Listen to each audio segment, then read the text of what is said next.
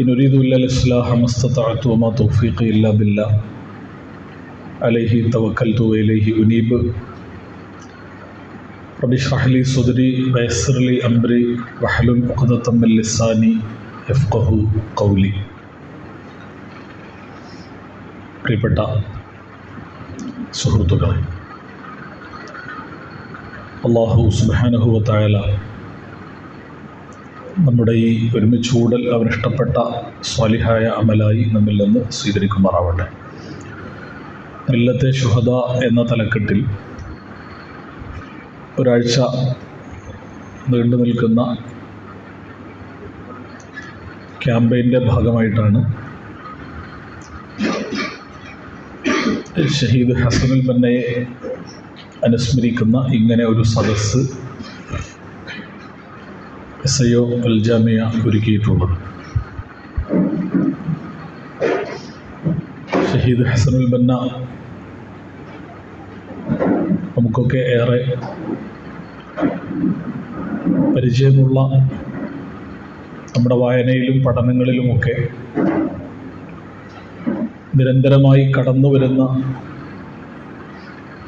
ഒരു വ്യക്തിത്വമാണ്. 1948 ഫെബ്രുവരി 12-ാം തീയതിയാണ് അദ്ദേഹത്തിൻ്റെ ഷഹാദത്ത് സംഭവിക്കുന്നത്. നേതാക്കന്മാരെ വധിച്ച് ഒരു മൂവ്മെൻറ്റിനെ ഇല്ലാതാക്കുക എന്നത് ചരിത്രത്തിൽ പല സന്ദർഭങ്ങളിലും ഇസ്ലാമിൻ്റെ ശത്രുക്കൾ നടത്തിയ ഒരു വിഫലമായ ശ്രമമാണ്. അത് നേതൃത്വങ്ങളെ വധിക്കുന്നതിലൂടെ, നേതൃത്വത്തിലുള്ളവരെ ഇല്ലാതാക്കുന്നതിലൂടെ ആ പ്രസ്ഥാനത്തിന് കൂടുതൽ കരുത്ത് ലഭ്യമാവുകയും മുമ്പത്തേക്കാൾ ശക്തമായ പ്രവർത്തനങ്ങളുമായി രംഗത്ത് വരികയും ചെയ്യുക എന്നതാണ് ഇസ്ലാമിൻ്റെയും ഇസ്ലാമിക പ്രസ്ഥാനങ്ങളുടെയും ചരിത്രത്തിൽ നിരന്തരമായി സംഭവിച്ചിട്ടുള്ളത്. ഇപ്പോൾ തൂഫാനുൽ അഖ്സക്ക് ശേഷം തൂഫാനുൽ ഔദയാണ് ഇപ്പോൾ സംഭവിച്ചുകൊണ്ടിരിക്കുന്നത്. തൂഫാനുൽ അഖ്സ എന്നത് ഹമാസിനെ സംബന്ധിച്ചിടത്തോളം അവരുടെ ഏറ്റവും പ്രധാനപ്പെട്ട ഒരു സ്ട്രാറ്റജിക് മൂവ്മെൻ്റ് ആയിരുന്നു.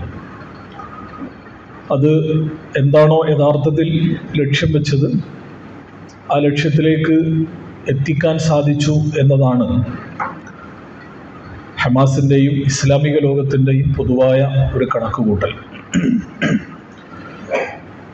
60,000-ഓളം വരുന്ന ശുഹദാക്കളുണ്ടായി. ഗസ എന്ന് പറയുന്ന ഒരു നാട് ഏകദേശം 80% തകർക്കപ്പെട്ടു. അതിൻ്റെ നേതൃത്വത്തിലുണ്ടായിരുന്ന ഇസ്മായിൽ ഹനിയ, യഹ്യ സിൻവാർ തുടങ്ങിയ പ്രഗത്ഭരായ നേതാക്കന്മാർ ഷഹീദായി. ഭൗതികമായ അർത്ഥത്തിൽ അത് വലിയ നഷ്ടങ്ങളാണ്. പക്ഷേ ആ നഷ്ടങ്ങൾക്കപ്പുറം അത് വലിയ വിജയമായിട്ടാണ് ഹമാസ് ആ ഒരു മുന്നേറ്റത്തെ നോക്കിക്കാണുകയും അതിൻ്റെ ഫലം ഇപ്പോൾ കൊയ്തെടുക്കുകയും ചെയ്തുകൊണ്ടിരിക്കുന്നത്. അതിലേറ്റവും പ്രധാനപ്പെട്ട ഒരു വിഷയം എന്ന് പറയുന്നത് ഫലസ്തീൻ എന്ന് പറയുന്ന വിഷയം ലോകത്തിൻ്റെ മുമ്പിൽ വിസ്മരിക്കപ്പെട്ട ഒരു സാഹചര്യത്തിലാണ് തൂഫാനുൽ അഖ്സ സംഭവിക്കുന്നത്. ഒക്ടോബർ 7-ാം തീയതിയാണ് 2024 ഒക്ടോബർ 7-ാം തീയതിയാണ് തൂഫാനുൽ അഖ്സ ആരംഭിക്കുന്നത്. അതിൻ്റെ ഏകദേശം ഒരു 3 ആഴ്ചകൾക്ക് മുമ്പാണ് UN ജനറൽ അസംബ്ലിയിൽ ഇസ്രായേലിൻ്റെ പ്രധാനമന്ത്രി ബെഞ്ചമിൻ നെതന്യാഹു ഒരു പ്രഭാഷണം നടത്തുന്നത്. ആ പ്രഭാഷണത്തിൽ അദ്ദേഹം ഒരു മാപ്പ് ഉയർത്തിപ്പിടിക്കുന്നുണ്ട്. ആ മാപ്പിൻ്റെ പ്രത്യേകത ഫലസ്തീനില്ലാത്ത മാപ്പായിരുന്നു. ഫലസ്തീനിൻ്റെ മുഴുവൻ പ്രദേശവും ഇസ്രായേലിലേക്ക് ചേർത്തുകൊണ്ടുള്ള ഒരു മാപ്പായിരുന്നു.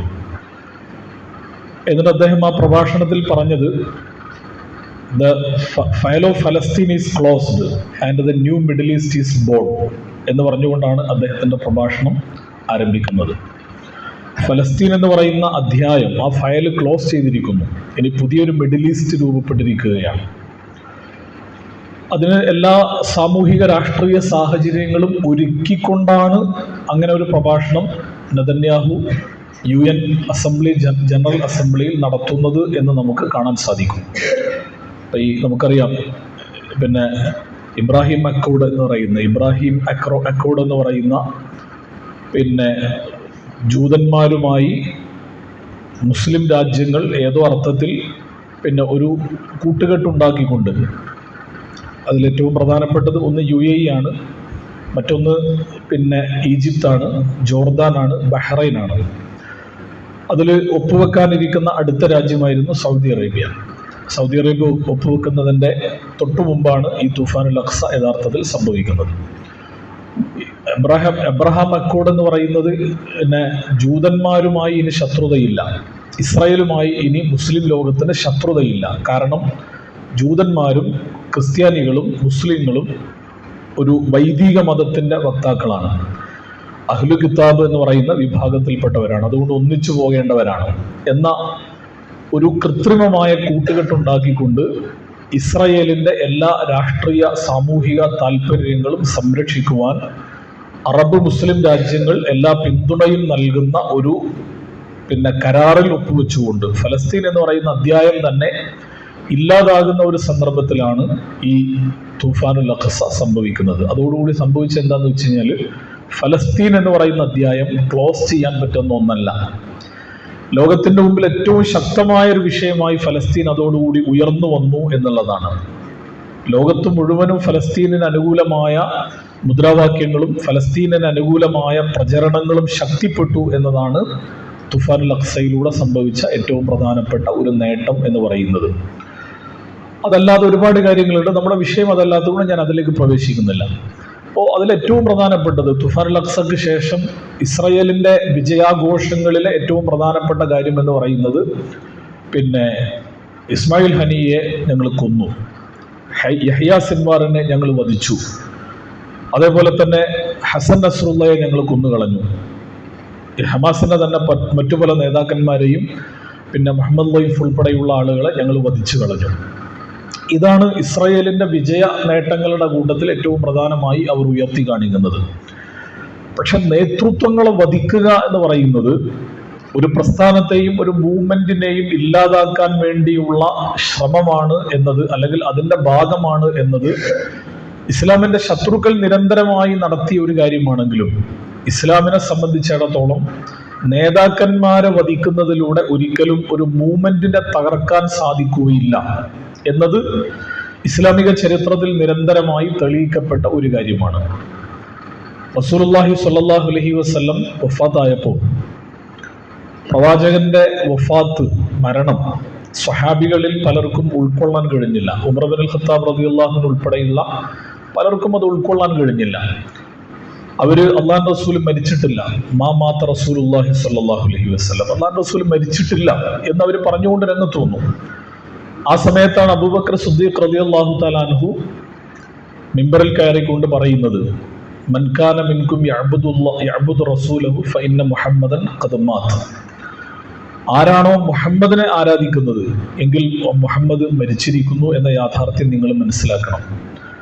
എന്നാൽ മൻ കാന യഅ്ബുദുല്ലാഹ ഫഇന്നല്ലാഹ ഹയ്യുൻ ലാ യമൂത്ത്. നിങ്ങൾ അള്ളാഹുവിനാണോ ഇബാദത്ത് ചെയ്യുന്നത് എങ്കിൽ ആ അള്ളാഹു എന്നെന്നും ജീവിച്ചിരിപ്പുള്ളവനാണ്, മരണമില്ലാത്തവനാണ്. അപ്പോ എന്ന് പറഞ്ഞുകൊണ്ട് ആ സന്ദർഭത്തിന്റെ വൈകാരികതയെ മറികടന്നുകൊണ്ട് അബൂബക്കർ സിദ്ദീഖ് റളിയല്ലാഹു തആല പ്രഖ്യാപിക്കുന്നത് കാണാൻ സാധിക്കും. വിശുദ്ധ ഖുർആനിൽ ആ ഒരു സന്ദർഭത്തെ കൂടി അഭിമുഖീകരിക്കുന്ന, അല്ലെങ്കിൽ ആ സന്ദർഭത്തിലേക്ക് വെളിച്ചം വീശുന്ന, ഖുർആൻ അതിന്റെ മുമ്പ് ഇറങ്ങിയതാണ്, റസൂലുള്ളാഹി സ്വല്ലല്ലാഹു അലൈഹി വസല്ലമയുടെയും പ്രവാചകന്മാരുടെയും മരണത്തെക്കുറിച്ച് പറയുന്നുണ്ട്. എന്താണ്? പിന്നെ വമാ മുഹമ്മദുൻ ഇല്ലാ റസൂലുൻ ഖദ് ഖലത് മിൻ ഖബ്ലിഹി റസുൽ അഫഇൻ മാത ഔ ഖുതില അൻഖലബതും അലാ അഖാബിഹി ഫമൻ യൻഖലിബു അലാ അഖിബൈഹി ഫലൻ യദുറല്ലാഹ ശൈആ വസയജ്സില്ലാഹു ശാകിരീൻ എന്ന് സൂറത്ത് ആൽ ഇംറാനിൽ അല്ലാഹു പറയുന്നത് കാണാൻ സാധിക്കും. വമാ മുഹമ്മദുൻ ഇല്ലാ റസൂലുൻ ഖദ് ഖലത് മിൻ ഖബ്ലിഹി റസുൽ. നിങ്ങൾ മനസ്സിലാക്കണം, മുഹമ്മദ് നബി ഒരു പ്രവാചകനാണ്, പ്രവാചകന്മാരുടെ കൂട്ടത്തിൽ ഒരാളാണ്. ഇതിന്റെ മുമ്പും ധാരാളം പ്രവാചകന്മാർ കടന്നു വന്നിട്ടുണ്ട്. ആ പ്രവാചകന്മാരുടെ കൂട്ടത്തിൽ ആരെങ്കിലും മരണപ്പെടുകയോ വധിക്കുകയോ ചെയ്യപ്പെട്ടു കഴിഞ്ഞാൽ നിങ്ങൾ വെപ്രാളം കാണിക്കുകയാണോ? നിങ്ങൾ ആകപ്പാടെ ബേജാറായി പോവുകയാണോ? അങ്ങനെ ബേജാറായി നിങ്ങൾ വെപ്രാളം കാണിച്ച് നിങ്ങൾ പിന്തിരിഞ്ഞു പോവുകയാണെങ്കിൽ ഫലയദുറല്ലാഹ ഷൈഅൻ, അത് അള്ളാഹുവിനൊരു ദ്രോഹവും നിങ്ങൾക്ക് അതുവഴി ഉണ്ടാക്കാൻ സാധിക്കുകയില്ല എന്ന് വിശുദ്ധ ഖുർആനിൽ പ്രവാചകന്മാരുടെ മരണത്തെയും പ്രവാചകന്മാരിൽ പലരെയും വധിച്ചതിനെയും അഭിസംബോധന ചെയ്തുകൊണ്ട് പറയുന്നത് കാണാൻ സാധിക്കും. എന്ന് പറഞ്ഞാൽ ഒരു വ്യക്തിയുടെ മരണം, അത് പ്രവാചകന്റെ മരണമാണെങ്കിൽ പോലും അത് ഇസ്ലാം എന്ന് പറയുന്ന ആ മൂവ്മെന്റിന് ഒരു പരിക്കും ഏൽപ്പിക്കാൻ പാടില്ല, ഏൽപ്പിക്കുകയുമില്ല എന്ന യാഥാർത്ഥ്യത്തിലേക്ക് വിരൽ ചൂണ്ടിക്കൊണ്ടാണ് അള്ളാഹുവിന്റെ ഖുർആൻ അങ്ങനെ ഒരു പ്രയോഗം നടത്തുന്നത്. ആ പ്രയോഗം നടത്തി അതിന്റെ തൊട്ടുടനെയാണ് ഖുർആൻ പറയുന്നത് വകഅയ്യിൻ മിൻ നബിയ്യിൻ ഖാതല മഅഹു റിബ്ബിയൂന കസീറുൻ ഫമാ വഹനൂ ലിമാ അസ്വാബഹും ഫീ സബീലില്ലാഹ് വമാ ലഅഫു വമസ്തകാനു വല്ലാഹു യുഹിബ്ബുസ് സ്വാബിരീൻ എന്ന് പറയുന്നുണ്ട്. വകഅയ്യിൻ മിൻ നബിയ്യിൻ ഖാതല മഅഹു റിബ്ബിയൂന കസീറുൻ, എത്ര പ്രവാചകന്മാരാണ്, ആ പ്രവാചകന്മാരുടെ കൂടെ എത്ര സ്വാത്വികന്മാരായ യോദ്ധാക്കളാണ്, പോരാളികളാണ് അള്ളാഹുവിന്റെ ദീനിന്റെ മാർഗത്തിൽ യുദ്ധമുഖത്ത് അടിയുറച്ച കാൽവെപ്പുകളുമായി മുന്നോട്ട് പോയത്. ആ മുന്നോട്ട് പോയ ആളുകളെ സംബന്ധിച്ചിടത്തോളം അവർക്ക് ഒരിക്കലും ദൗർബല്യം ബാധിച്ചിട്ടില്ല, ഒരിക്കലും അവര് മുട്ടുമടക്കിയിട്ടില്ല, ഒരിക്കലും അവർ തോറ്റു കൊടുത്തിട്ടില്ല. വകഅയ്യിൻ മിൻ നബിയ്യിൻ ഖാതല മഅഹു റിബ്ബിയൂന കസീറുൻ ഫമാ വഹനൂ ലിമാ അസ്വാബഹും ഫീ സബീലില്ലാഹ് വമാ ലഅഫു വമസ്തകാനു. വഹ്ന്, ലഅഫ്, ഇസ്തികാനത്ത്, 3 കാര്യങ്ങളാണ് വിശുദ്ധ ഖുർആൻ അവിടെ എടുത്തു പറയുന്നത്. അള്ളാഹുവിന്റെ ദീനിന്റെ മാർഗത്തിൽ ഒരു സംഘം പോരാടി ആ സംഘത്തിന് നേതൃത്വം നൽകുന്ന പ്രവാചകന്മാർ വധിക്കപ്പെട്ടാൽ, ആ പ്രവാചകന്മാരുടെ കൂടെ അടിയുറച്ചു നിന്ന് പോരാടിയ പോരാളികൾ വധിക്കപ്പെട്ടു കഴിഞ്ഞാൽ ഒരിക്കലും അവര് അടിപതറുന്ന ഒരു വിഭാഗമല്ല. ഫമാ വഹനൂ ലിമാ അസ്വാബഹും ഫീ സബീലില്ലാഹ്, അള്ളാഹിന്റെ മാർഗത്തിൽ എന്ത് പ്രതിസന്ധികൾ, എന്ത് ഭീഷണികൾ, എന്ത് വെല്ലുവിളികൾ അവർക്ക് അഭിമുഖീകരിക്കേണ്ടി വന്നാലും ആ വെല്ലുവിളികളുടെ മുമ്പിൽ ഒരിക്കലും അവർക്ക് വഹ്ന് ബാധിക്കുകയില്ല. വമാ ലഅഫു, അവര് ദുർബലരായി മാറുകയും ചെയ്യുകയില്ല. വമസ്തകാനു, അവര് തലകുനിക്കുകയും ചെയ്യുകയില്ല. ഇസ്തികാനത്ത് എന്ന് പറഞ്ഞാല് ഒരാളുടെ മുമ്പിൽ തലകുനിക്കുന്നതിനെ പറയാം. അങ്ങനെ ചെയ്യാതെ എന്ത് പ്രതിസന്ധികൾ നേരിട്ട് കഴിഞ്ഞാലും ആ പ്രതിസന്ധികളെ മറികടന്ന് അതിനെ ഓവർകം ചെയ്തുകൊണ്ട് മുന്നോട്ട് പോകാനുള്ള പ്രത്യേകമായ കരുത്ത് അള്ളാഹുവിന്റെ ദീനിനുണ്ട്. അല്ലെങ്കിൽ അള്ളാഹുവിന്റെ ദീനിന് ശേഷം ആ മൂവ്മെന്റിന് നേതൃത്വം നൽകിയ സംവിധാനങ്ങൾക്ക് ചരിത്രത്തിൽ ഉണ്ടായിട്ടുണ്ട് എന്ന യാഥാർത്ഥ്യത്തിലേക്ക് വിശുദ്ധ ഖുർആൻ വിരൽ ചൂണ്ടിക്കൊണ്ടാണ് നമ്മെ ഇങ്ങനെ പഠിപ്പിക്കുന്നത് കാണാൻ സാധിക്കുക. റിജാലുൻ സദഖൂ മാ അഹദുല്ലാഹി അലൈഹി ഫമിൻഹും മൻ ഖളാ നഹ്ബഹു വമിൻഹും മൻ യൻതളിർ വമാ ബദ്ദലു തബ്ദീല. പ്രവാചകന്മാരുടെ കൂട്ടത്തിൽ അതേപോലെ തന്നെ അള്ളാഹുവിന്റെ ദീനിന്റെ മാർഗത്തിൽ ആ ഉത്തരവാദിത്വം ഏറ്റെടുത്ത് മുന്നോട്ട് പോയ പലരും അവരുടെ ഖള, അവരുടെ നേർച്ച, അവരുടെ ഉത്തരവാദിത്വം പൂർത്തീകരിച്ചുകൊണ്ട് ഈ ദുനിയാവിൽ നിന്ന് യാത്ര പോയിട്ടുണ്ട്. അതിന്റെ പിന്തുടർച്ചക്കാരായി ബാക്കിയുള്ളവർ എന്താണോ അവർക്ക് നിർവഹിക്കാനുള്ള ദൗത്യം അത് പ്രതീക്ഷിച്ച് ആ ദൗത്യ നിർവഹണ മാർഗത്തിൽ അടിയുറച്ച കാൽവെപ്പുകളുമായി മുന്നോട്ട് പോകാൻ എല്ലാ കരുത്തും പ്രകടിപ്പിച്ച് മുന്നോട്ട് പോകുന്നവരാണ് അതിന്റെ പിന്നിലുള്ള ആളുകൾ, അതിന്റെ പിന്തുടർച്ചക്കാർ എന്ന് വിശുദ്ധ ഖുർആൻ പറയുന്നതും ആ ഒരു അടിസ്ഥാനത്തിലാണ്. അപ്പൊ നേതൃത്വങ്ങളെ വധിച്ചുകൊണ്ട്, നേതൃത്വങ്ങളെ ഇല്ലാതാക്കിക്കൊണ്ട് ഇസ്ലാമിക മുന്നേറ്റങ്ങളെ ഇല്ലാതാക്കുക എന്ന് പറയുന്ന തന്ത്രം ഇസ്ലാമിന്റെ ചരിത്രത്തോളം പഴക്കമുള്ളതാണ്. അതേപോലെ ഇസ്ലാമിക ചരിത്രത്തിൽ പല ഘട്ടങ്ങളിലും നമുക്കത് കാണാൻ സാധിക്കുന്ന കാര്യവുമാണ്. പക്ഷേ അതൊരിക്കലും ഇസ്ലാമിന് ഒരു പോറലും ഏൽപ്പിച്ചിട്ടില്ല എന്നുള്ളതാണ് യാഥാർത്ഥ്യം. ഖുലഫാഉർ റാഷിദുകളുടെ കൂട്ടത്തിൽ 3 ഖലീഫമാരും ശുഹദാക്കളാണ്. അബൂബക്കർ സിദ്ദീഖ് റളിയല്ലാഹു തആല അൻഹു മാത്രമാണ് സ്വാഭാവിക മരണം വരിച്ച ഒരു ഖലീഫ. ഉമർ റളിയല്ലാഹു അൻഹു ഷഹീദാണ്, ഉസ്മാൻ റളിയല്ലാഹു അൻഹു ഷഹീദാണ്, അലി ഇബ്നു അബി ത്വാലിബ് റളിയല്ലാഹു അൻഹു ഷഹീദാണ്. പിന്നീട് അതിന് ശേഷവും ധാരാളം ശുഹദാക്കൾ ഇസ്ലാമിനകത്ത് എല്ലാ കാലഘട്ടങ്ങളിലും ഉണ്ടായിട്ടുണ്ട്. പ്രവാചകന്മാരുടെ കൂട്ടത്തിൽ തന്നെ പലരും ശുഹദാക്കളാണ്. പ്രവാചകന്മാരെ വധിക്കുക എന്ന് പറയുന്നത് അതത് കാലഘട്ടങ്ങളിൽ ഇസ്ലാമിന്റെ ശത്രുക്കൾ നടത്തിയ പ്രധാനപ്പെട്ട ഒരു കാര്യമാണ്.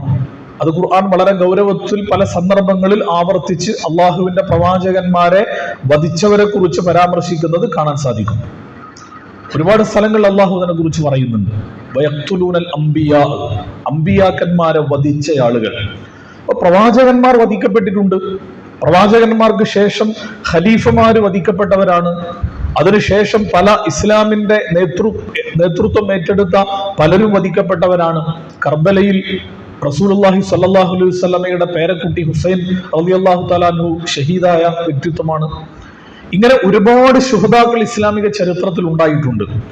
ആ ശുഹദാക്കളുടെ ഷഹാദത്തോടുകൂടി അതത് കാലഘട്ടത്തിലെ ഇസ്ലാമിന് കൂടുതൽ കരുത്ത് ലഭ്യമാവുക എന്നതല്ലാതെ അതിനൊരിക്കലും ചോർച്ച സംഭവിച്ചിട്ടില്ല എന്നത് ഇസ്ലാമിക ചരിത്രത്തിൽ ഉടനീളം നമുക്ക് കാണാൻ കഴിയുന്ന ഒരു കാര്യമാണ്. ഷഹീദ് ഹസനുൽ ബന്നയുടെ ഷഹാദത്തിനെ കുറിച്ച് നമ്മൾ പറയുമ്പോൾ 1928 നമുക്കറിയാവുന്നത് പോലെ ഇഖ്വാനുൽ മുസ്ലിമൂൻ എന്ന് പറയുന്ന ഇസ്ലാമിക പ്രസ്ഥാനത്തിന് ഷഹീദ് ഹസനുൽ ബന്ന രൂപകൽപ്പന നടത്തുന്നത്. അദ്ദേഹം വളരെ ചെറുപ്പത്തിൽ തന്നെ 1906 അദ്ദേഹത്തിന്റെ ജനനം. 1906 ജനിച്ച അദ്ദേഹം ഇഖ്വാനുൽ മുസ്ലിമൂൻ എന്ന് പറയുന്ന ഇസ്ലാമിക പ്രസ്ഥാനം ഉണ്ടാക്കുമ്പോൾ അദ്ദേഹത്തിന്റെ പ്രായം 22 വയസ്സാണ്. 22 വയസ്സുള്ള ഒരു ചെറുപ്പക്കാരൻ. ഒരുപക്ഷെ നമ്മുടെ കൂട്ടത്തിൽ ആ പ്രായമുള്ള ആളുകൾ ഉണ്ടായിരിക്കും. അപ്പൊ നമ്മുടെ പ്രായത്തിലുള്ള, നമ്മുടെ ഏകദേശം ഒരു ഏജ് ഗ്രൂപ്പിലുള്ള ഒരു സന്ദർഭത്തിലാണ് അദ്ദേഹം ഇത്ര വലിയ ഒരു മഹാപ്രസ്ഥാനത്തിന് രൂപകൽപ്പന നടത്തുന്നത് എന്ന് നമുക്ക് കാണാൻ സാധിക്കും. അത് ഇസ്ലാമിക പ്രസ്ഥാനങ്ങളുടെ നേതൃത്വത്തിലുള്ള എല്ലാവരുടെയും ചരിത്രത്തിൽ കാണാൻ കഴിയുന്ന കാര്യമാണ്. അബുൽ അല മൗദൂദിയെ കുറിച്ച് നമ്മൾ പഠിച്ചു കഴിഞ്ഞാൽ 1903 ജനിച്ച അദ്ദേഹത്തിന്റെ ഏറ്റവും മാസ്റ്റർ പീസ് എന്നറിയപ്പെടുന്ന ഗ്രന്ഥമാണ് അൽ ജിഹാദു ഫിൽ ഇസ്ലാം എന്ന് പറയുന്ന ഗ്രന്ഥം. ഒരുപക്ഷെ ജമാഅത്തെ ഇസ്ലാമി എന്ന് പറയുന്ന ഒരു മൂവ്മെന്റ് ഉണ്ടാക്കുമ്പോൾ മൗലാന മൗദൂദിയുടെ പ്രായം 38 വയസ്സാണ്. ഹസനുൽ ബന്നയോട് താരതമ്യം ചെയ്ത് കഴിഞ്ഞാൽ പിന്നെയും ഒരു 10-16 വയസ്സ് കഴിഞ്ഞിട്ടാണ് ജമാഅത്തെ ഇസ്ലാമി എന്ന് പറയുന്ന ഇസ്ലാമിക പ്രസ്ഥാനത്തിന് സയ്യിദ് മൗദൂദി രൂപകൽപ്പന നൽകുന്നത്. പക്ഷേ ഒരു പ്രസ്ഥാനത്തിന് രൂപകൽപ്പന നൽകുന്നതിന്റെ എത്രയോ വർഷങ്ങൾക്ക് മുമ്പ് തന്നെ അതിന് വേണ്ട മുന്നൊരുക്കങ്ങൾ എന്ന നിലക്ക് പ്രവർത്തനങ്ങൾ ഇന്ത്യ രാജ്യത്ത് വളരെ നേരത്തെ തന്നെ അദ്ദേഹം തുടങ്ങി വെച്ചിട്ടുണ്ട്. അതിന്റെ ഭാഗമായി ഞാൻ പറഞ്ഞ ഈ അൽ ജിഹാദു ഫിൽ ഇസ്ലാം എന്ന് പറയുന്ന പുസ്തകം എഴുതുമ്പോൾ മൗദൂദി സാഹിബിന്റെ പ്രായം എന്ന് പറയുന്നത് വെറും 19 വയസ്സാണ്. 19-20 വയസ്സുള്ള സമയത്താണ് സയ്യിദ് മൗദൂദി അൽ ജിഹാദു ഫിൽ ഇസ്ലാം എന്ന് പറയുന്ന പുസ്തകം എഴുതുന്നത്. എന്നാൽ അദ്ദേഹത്തിന്റെ ഇൽമും അദ്ദേഹത്തിന്റെ അഗാധമായ ജ്ഞാനവും അദ്ദേഹത്തെ കുറിച്ച് പറയുന്ന ഒരുപാട് ആരോപണങ്ങളുണ്ട്. അദ്ദേഹത്തിന് അറബി അറിയില്ല, ട്രഡീഷണൽ സ്ഥാപനങ്ങളിൽ ഇസ്ലാമിക വിദ്യാഭ്യാസം നേടിയ പാരമ്പര്യമില്ല.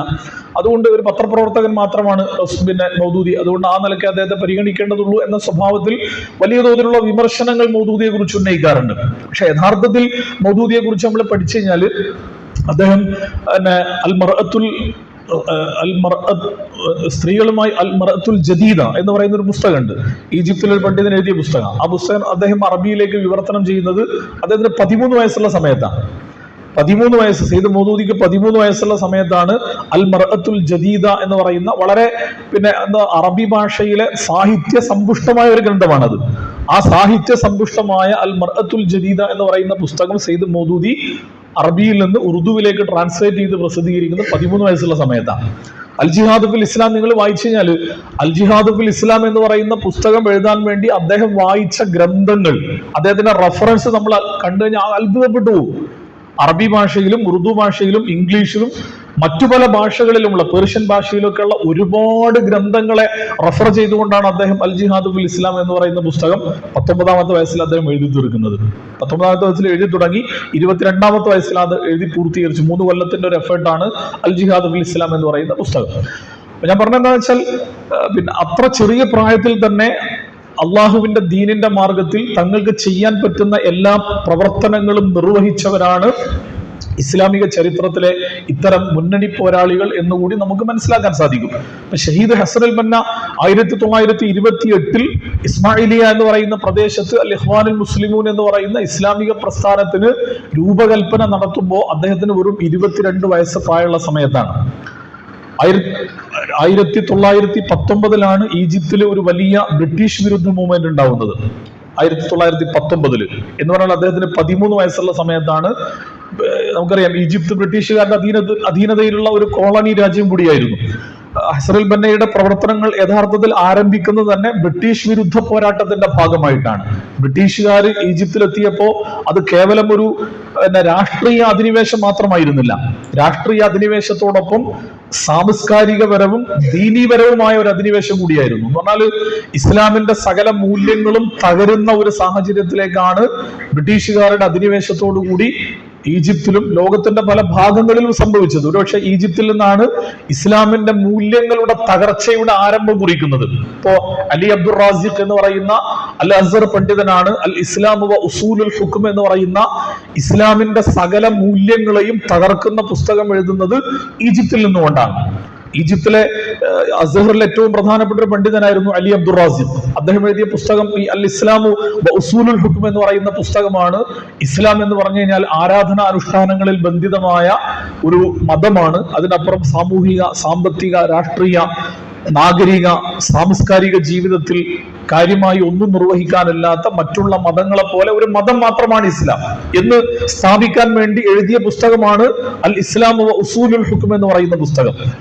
ആ പുസ്തകം ഉൾപ്പെടെ രചിക്കപ്പെട്ട് ഇസ്ലാമിന്റെ സകല മൂല്യങ്ങളും തകർന്ന് ആരാധനാബന്ധിതമായ ഒരു അനുഷ്ഠാനബന്ധിതമായ ഒരു മതമായി ഇസ്ലാം ചുരുക്കപ്പെട്ട ഒരു പശ്ചാത്തലത്തിൽ അതിന് എല്ലാ നിലക്കും ഭൂമിക ഒരുക്കുന്നത് നമുക്കറിയാവുന്നത് പോലെ ബ്രിട്ടീഷ് ഗവൺമെന്റ് ആണ്.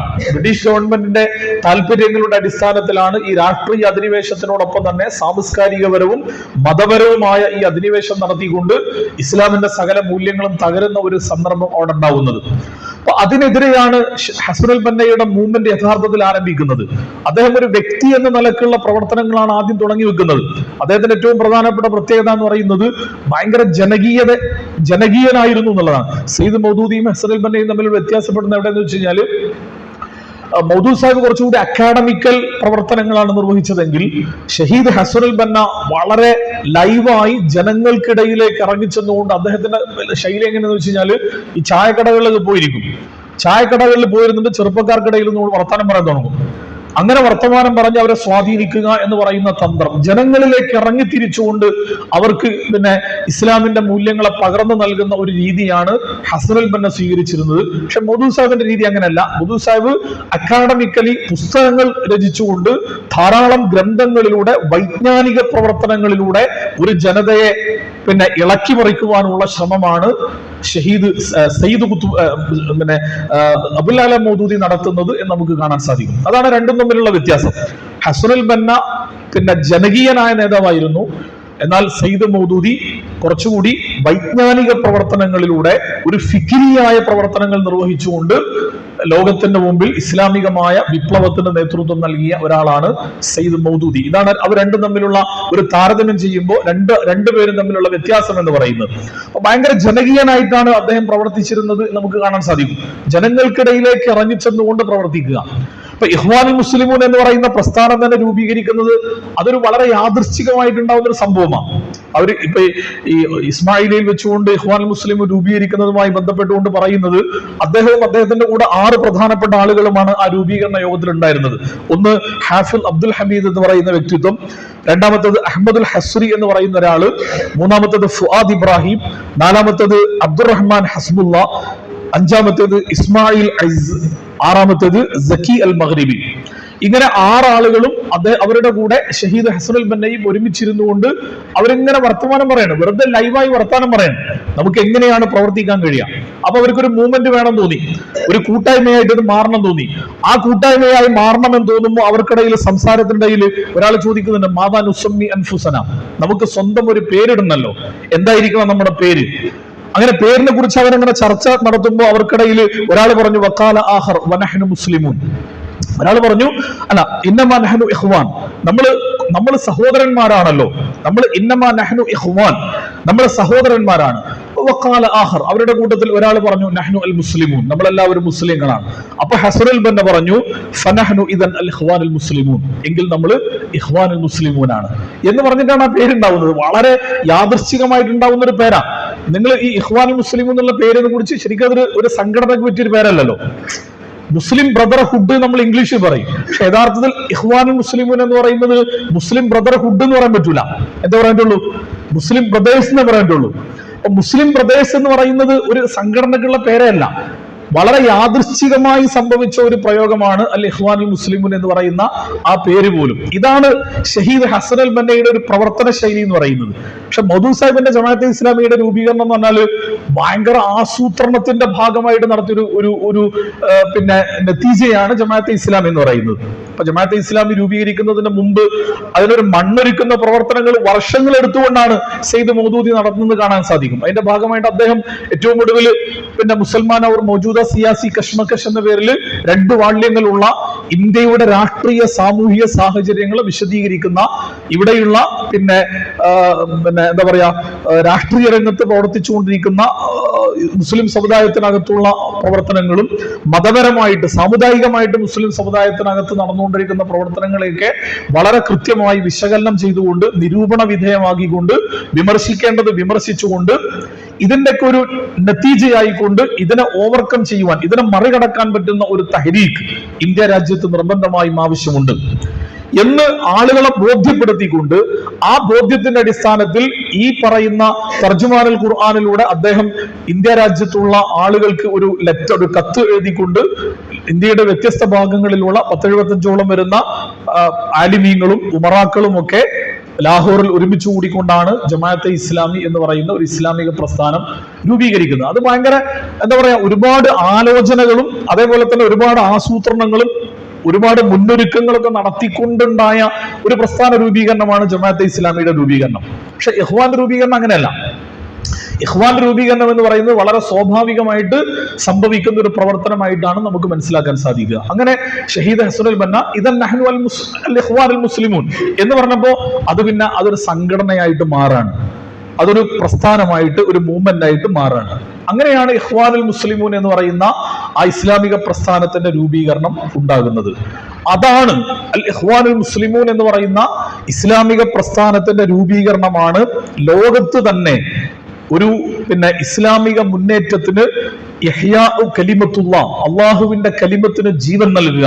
അല്ലെങ്കിൽ ഖുർആൻ പറഞ്ഞതുപോലെ വജഅല കലിമത്തല്ലദീന കഫറു സുഫ്ല വകലിമത്തുല്ലാഹി ഹിയൽ ഉലിയ എന്ന് പറയുന്ന ലോകത്തുള്ള എല്ലാ വചനങ്ങളെയും താഴെ നിർത്തിയിട്ട് അതിന്റെയൊക്കെ മുകളിൽ അള്ളാഹുവിന്റെ കലിമത്തിനെ സ്ഥാപിക്കുക എന്ന് പറയുന്ന ആ ഒരു ഉത്തരവാദിത്വം നിർവഹിക്കുവാൻ വേണ്ടി ഒരു മൂവ്മെന്റ്, ഒരു ഹറക്കത്ത്, ഒരു തഹരീക്ക് ലോകത്ത് ആധുനിക കാലഘട്ടത്തിൽ രൂപപ്പെടുന്നത് ഇഖ്വാനുൽ മുസ്ലിമൂന്റെ രൂപീകരണത്തോടു കൂടിയാണ് എന്ന് നമുക്ക് കാണാൻ സാധിക്കും. അപ്പൊ ഇന്ന് ഹമാസ് എന്ന് പറയുന്ന ഫലസ്തീനിലെ ഗസയിലെ ഇസ്ലാമിക പ്രസ്ഥാനം നമുക്കറിയാം, അതിന്റെ ഒന്നാമത്തെ നേതാവ് ഷഹീദ് അഹമ്മദ് യാസീനാണ്. ഷഹീദ് അഹമ്മദ് യാസീൻ ഇഖ്വാനുൽ മുസ്ലിമൂന്റെ ഫലസ്തീനിലെ നേതാവായിരുന്ന അദ്ദേഹമാണ് അതിന്റെ തന്നെ ഭാഗമായിട്ട് ആ ഫിക്റിന്റെയും ആ പിന്നെ പ്രവർത്തനങ്ങളുടെയും തുടർച്ചയായിക്കൊണ്ട് ഫലസ്തീന്റെ മോചനവും ഖുദ്സിന്റെ മോചനവും ഫലസ്തീനിന്റെ സ്വാതന്ത്ര്യവും ലക്ഷ്യം വെച്ചുകൊണ്ട് ഹമാസ് അൽ ഹറക്കത്തുൽ മുഖാവമത്തുൽ ഇസ്ലാമിയ എന്ന് പറയുന്ന ഇസ്ലാമിക് മൂവ്മെന്റ് ഗസയിൽ ഫലസ്തീനിൽ ഉണ്ടാകുന്നത്. ജോർദാനിൽ, ഈജിപ്തിന്റെ മറ്റു പ്രദേശങ്ങളിൽ, ഇസ്മായിലിയ എന്ന് പറയുന്ന ഒരു പ്രദേശത്ത് തുടങ്ങി ഈജിപ്ത് മുഴുവനും വികസിച്ച് ഈജിപ്തിന്റെയും പുറത്തു കടന്ന് അതിന്റെ പരിസരത്തുള്ള ലോകത്തിന്റെ പല ഭാഗങ്ങളിൽ ഇന്ന് അമേരിക്കയിലും യൂറോപ്യൻ രാജ്യങ്ങളിലൊക്കെ ഉള്ള ഇസ്ലാമിക പ്രസ്ഥാനങ്ങൾ നമ്മൾ പഠിച്ചു കഴിഞ്ഞാൽ അതിന്റെ വേര് ഇഖ്വാനാണ്. ഇഖ്വാനിലേക്കാണ് അത് അവസാനം ചെന്നു ചേരുക നമുക്ക് കാണാൻ സാധിക്കും. അപ്പൊ ആ നിലക്ക് ലോകത്ത് മുഴുവനും പടർന്ന് പന്തലിച്ചു നിൽക്കുന്ന ഒരു മൂവ്മെന്റ് ആയിട്ട് വളരെ സ്വാഭാവികമായി ഹസനുൽ ബന്നയുടെ പ്രവർത്തനങ്ങളിലൂടെ ഹസനുൽ ബന്ന രൂപീകരിച്ച ഈ പ്രസ്ഥാനം ചരിത്രത്തിൽ ഇടം നേടുകയാണ് പിന്നീട് ചെയ്യുന്നത്. ഇതാണ് ഹസനുൽ ബന്നയുടെ പ്രവർത്തനത്തിന്റെ ഒരു ശൈലി എന്ന് പറയുന്നത്. ഭയങ്കര പിന്നെ ആസൂത്രണത്തിന്റെ മികവൊന്നും അദ്ദേഹത്തിന്റെ പ്രവർത്തനങ്ങൾ നമുക്ക് കാണാൻ പറ്റില്ല. പക്ഷെ ഭയങ്കര ആകർഷണീയതയുള്ള വ്യക്തിത്വമായിരുന്നു എന്നുള്ളതാണ് അദ്ദേഹത്തിന്റെ പ്രത്യേകത. ആളുകളോട് ഒരു നേരം സംസാരിച്ചു കഴിഞ്ഞാൽ, ആളുകളുമായി ഒരു അല്പനേരം ഇരുന്ന് സംസാരിച്ചു കഴിഞ്ഞാൽ അദ്ദേഹത്തെ ഒഴിവാക്കാൻ കഴിയില്ല, അദ്ദേഹത്തെ മാറ്റി നിർത്താൻ കഴിയാത്ത വിധം ഒരു അറ്റാച്ച്മെന്റ് ഒരൊറ്റ സംസാരത്തിൽ തന്നെ അദ്ദേഹത്തോട് ഉണ്ടാകും. അങ്ങനെ ചില ആളുകളുണ്ട്. ഇപ്പൊ ഹാജി സാഹിബിനെ കുറിച്ച് പറയാറുണ്ട്. ഹാജി സാഹിബ് ജമാഅത്തെ ഇസ്ലാമിയുടെ കേരളത്തിലെ ഒന്നാമത്തെ അമീർ VP മുഹമ്മദ് അലി സാഹിബ് എന്ന് പറയുന്ന ഹാജി സാഹിബ് എന്ന് പറയപ്പെടുന്ന വ്യക്തി, അദ്ദേഹവും പിന്നെ മുഹമ്മദ് അബ്ദുറഹ്മാൻ സാഹിബും കൂടി നടത്തുന്ന ഒരു സംഭാഷണമുണ്ട്. മുഹമ്മദ് അബ്ദുറഹ്മാൻ സാഹിബ് എന്ന് പറഞ്ഞാൽ ഇന്ത്യൻ നാഷണൽ കോൺഗ്രസിന്റെ കേരളത്തിലെ നേതാവായിരുന്നു. അൽ-അമീൻ പത്രത്തിന്റെ പത്രാധിപരാണ്. മുസ്ലിം താല്പര്യമുള്ള കോൺഗ്രസിലെ പ്രധാനപ്പെട്ട നേതാക്കന്മാരിൽ ഒരാളാണ് മുഹമ്മദ് അബ്ദുറഹ്മാൻ സാഹിബ്. മുഹമ്മദ് അബ്ദുറഹ്മാൻ സാഹിബും ഹാജി സാഹിബും കൂടി കോഴിക്കോട് വെച്ചുകൊണ്ട് ഒരു സംസാരം നടത്തുന്നുണ്ട്. ആ സംസാരം കുറെ നീണ്ടുപോയി. പക്ഷെ സംസാരം അവർക്ക് പൂർത്തീകരിക്കാൻ കഴിഞ്ഞില്ല. സംസാരം പാതി വഴിയിൽ നിർത്തിക്കൊണ്ട് പിന്നൊരു ദിവസം ഡേറ്റ് വെച്ചുകൊണ്ട് ആ ദിവസം വീണ്ടും കാണാം എന്ന് പറഞ്ഞിട്ടാണ് അവരവിടുന്ന് പിരിഞ്ഞു പോകുന്നത്. പിരിയാനുള്ള കാരണം എന്താണെന്ന് വെച്ച് കഴിഞ്ഞാൽ അന്ന് വൈകുന്നേരം കൊടിയത്തൂരിൽ ഹാജി എന്താ പറയാ മുഹമ്മദ് അബ്ദുറഹ്മാൻ സാഹിബിന് ഒരു പ്രഭാഷണത്തിൽ പങ്കെടുക്കേണ്ടതുണ്ട്. അതിന് പോകാണ്. അങ്ങനെ ആ പ്രഭാഷണത്തിൽ പങ്കെടുത്ത് തിരിച്ചു വരുന്ന സമയത്താണ് മുഹമ്മദ് അബ്ദുറഹ്മാൻ സാഹിബ് മരണപ്പെടുന്നത്. അദ്ദേഹം അവിടെ മരിക്കുകയാണ്.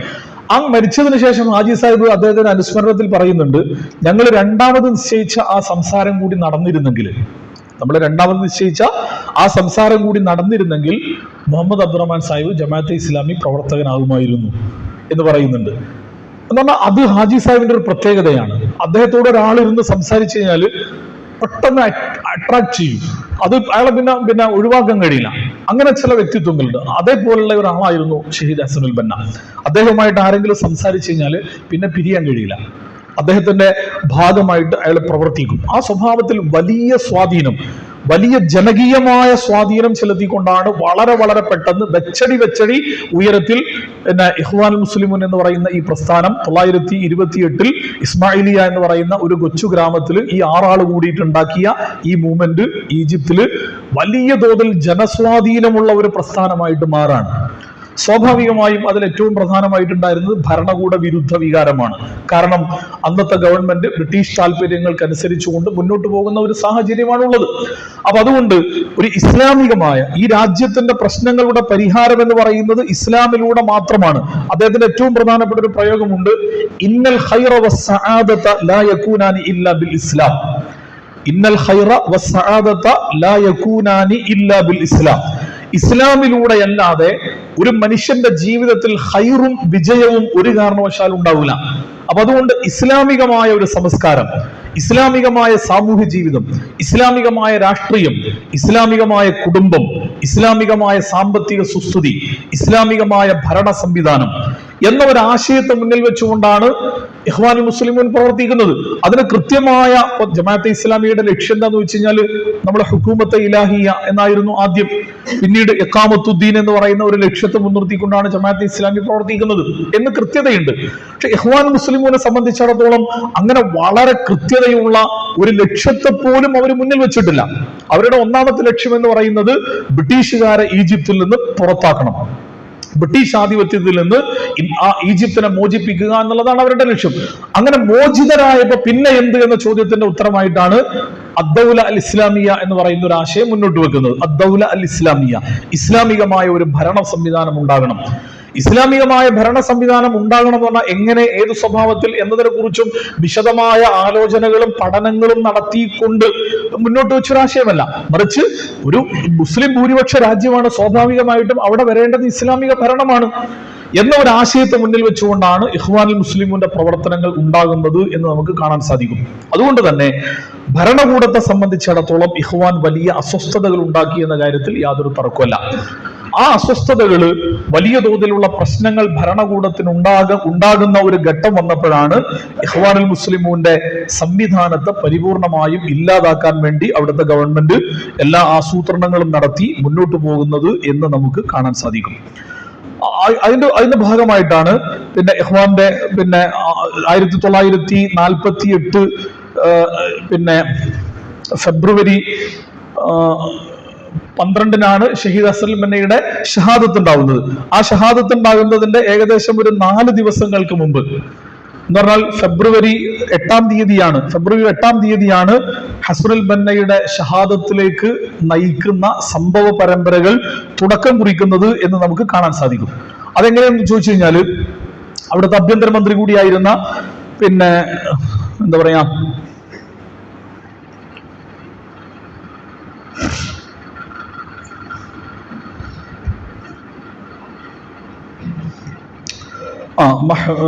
മഹ്മൂദ് ഫഹ്മി അൻ നഖറാശി എന്ന് പറയുന്ന പിന്നെ ഈജിപ്തിന്റെ പ്രധാനമന്ത്രി, ആഭ്യന്തരമന്ത്രിയല്ല, ഈജിപ്തിന്റെ പ്രധാനമന്ത്രിയാണ് അദ്ദേഹം. ഫാറൂഖ് രാജാവാണെന്ന് അവിടുത്തെ പ്രസിഡന്റ്, ഇദ്ദേഹമാണ് പിന്നെ പ്രധാനമന്ത്രി. അദ്ദേഹം 1948 പിന്നെ എന്താ പറയാ ഫെബ്രുവരി 8 തീയതി എന്ന് പറഞ്ഞാൽ 12 തീയതിയാണ് ഹസനുൽ ബന്നയുടെ ഷഹാദത്ത് സംഭവിക്കുന്നത്. അതിന്റെ ഏകദേശം 4 ദിവസങ്ങൾക്ക് മുമ്പ് ഇഖ്വാനെ നിരോധിക്കാൻ വേണ്ടി തീരുമാനിക്കുകയാണ്. അതിന്റെ ഭാഗമായിട്ട് ഇഖ്വാന്റെ എല്ലാ ഓഫീസുകളും അടച്ചുപൂട്ടാണ്. ഇഖ്വാനിന്റെ സ്ഥാവര ജംഗമ സ്വത്തുക്കൾ ജപ്തി ചെയ്യാണ്. അതിന്റെ പ്രവർത്തകരെയും നേതാക്കന്മാരെയും അറസ്റ്റ് ചെയ്തുകൊണ്ടിരിക്കുകയാണ്. അങ്ങനെ അറസ്റ്റ് ചെയ്യുന്ന കൂട്ടത്തിൽ ആളുകളെ കൂട്ടി കൊണ്ടുപോകുമ്പോൾ ആ കൊണ്ടുപോകുന്ന ആളുകളുടെ കൂട്ടത്തിൽ ഇഖ്വാന്റെ നേതാവ് കൂടിയായ ഹസനുൽ ബന്നയും ആ വാഹനത്തിൽ കയറാണ്. അദ്ദേഹത്തെ യഥാർത്ഥത്തിൽ അറസ്റ്റ് ചെയ്യാൻ അവർ തീരുമാനിച്ചിട്ടില്ല, വേറെ സ്വഭാവത്തിൽ കൊല്ലാനാണ് തീരുമാനിച്ചിരുന്നത്. അദ്ദേഹം ആ വാഹനത്തിൽ കയറി പോവാണ്. അദ്ദേഹം ആ വാഹനത്തിൽ കയറുമ്പോൾ ഇവർ പറയുന്നുണ്ട്, നിങ്ങൾ അറസ്റ്റ് ചെയ്യരുത് എന്നാണ് ഞങ്ങളുടെ ഓർഡർ, അതുകൊണ്ട് നിങ്ങൾക്ക് കയറാൻ പറ്റൂല. അങ്ങനെ അദ്ദേഹത്തെ അതിൽ നിന്ന് ഒഴിവാക്കിയിട്ട് മറ്റുള്ളവരെ കൊണ്ടുപോകുന്നു. അദ്ദേഹത്തെ വേറെ ഒരു ചർച്ചയ്ക്ക് വേണ്ടിയിട്ട്, അതൊരു ചതിപ്രയോഗമായിരുന്നു. ജമിയത്ത് ഷബാബുൽ മുസ്ലിമീൻ എന്ന് പറയുന്ന ഒരു ഓഫീസുണ്ട്, ആ ഓഫീസിലേക്ക് അദ്ദേഹത്തെ കൂട്ടിക്കൊണ്ടുപോകുന്നു. അദ്ദേഹം അവിടെ എത്തുമ്പോൾ അവിടെ ശൂന്യമാണ്, ആരുമില്ലാത്തൊരു സ്ഥലത്തേക്കാണ് അദ്ദേഹത്തെ കൊണ്ടുപോകുന്നത്. അങ്ങനെ അദ്ദേഹം ആരുമില്ലാതായപ്പോൾ അദ്ദേഹം വീണ്ടും പുറത്തേക്ക് ഇറങ്ങി തന്റെ വാഹനത്തിലേക്ക് കയറുമ്പോൾ അദ്ദേഹത്തിന്റെ നേരെ വെടിയുതിർക്കുന്നു. ആ വെടികൊള്ളുന്ന അദ്ദേഹത്തിന്റെ ഇവിടെയാണ്, കക്ഷത്തിന്റെ ഈ ഭാഗത്താണ്. എന്ന് പറഞ്ഞാൽ അതൊരു മാരകമായ മരണത്തിലേക്ക് എത്തുന്ന ഒരു ഷൂട്ടായിരുന്നില്ല. അദ്ദേഹത്തിന് ഒരു പ്രോപ്പർ ചികിത്സ കൊടുത്തിരുന്നില്ല, അദ്ദേഹത്തിന് രക്ഷപ്പെടാൻ പറ്റുമായിരുന്നു. പക്ഷെ അദ്ദേഹത്തെ നേരെ ഹോസ്പിറ്റലിലേക്ക് കൊണ്ടുപോകുന്നത് പിന്നെ ഗവൺമെന്റ് സംവിധാനങ്ങൾ തന്നെയാണ്. ഹോസ്പിറ്റലിൽ കൊണ്ടുപോയി അദ്ദേഹത്തെ അവിടുന്ന് അവർ പരസ്പരം നടന്ന ചർച്ചയിൽ ഡോക്ടർമാർ പറയുന്നുണ്ട്, ഇത് അപകടമുള്ള സംഗതി ഒന്നല്ല, രക്ഷപ്പെടും, പക്ഷെ ചികിത്സ കൊടുക്കുന്നില്ല. ചികിത്സ കൊടുക്കാതെ രണ്ട് സ്വഭാവത്തിലാണ് അദ്ദേഹത്തിന്റെ ഷഹാദത്തിനെ കുറിച്ച് പറയുന്നത്. ഒന്നുകിൽ പ്രോപ്പർ ചികിത്സ കൊടുക്കാതെ മരണത്തിന് വിട്ടു, അല്ലെങ്കിൽ പിന്നെ അതിനകത്ത് കയറിയിട്ട് ഇവരുടെ കൂട്ടത്തിൽ പ്രധാനപ്പെട്ട ഒരാളാണ്, പിന്നെ ഗവൺമെന്റിന്റെ കൂടി ഭാഗമായിരുന്ന ഒരാളായിരുന്നു, പിന്നെ എന്താ പറയാ മുഹമ്മദ് വസ്ഫി എന്ന് പറയുന്ന ഒരാളുണ്ട്. അദ്ദേഹമാണ് ഈ ഗവൺമെന്റിന്റെ ഭാഗമായിട്ട് ഇതിന്റെ ഓപ്പറേഷൻ നടത്തിയിരുന്ന ആള്.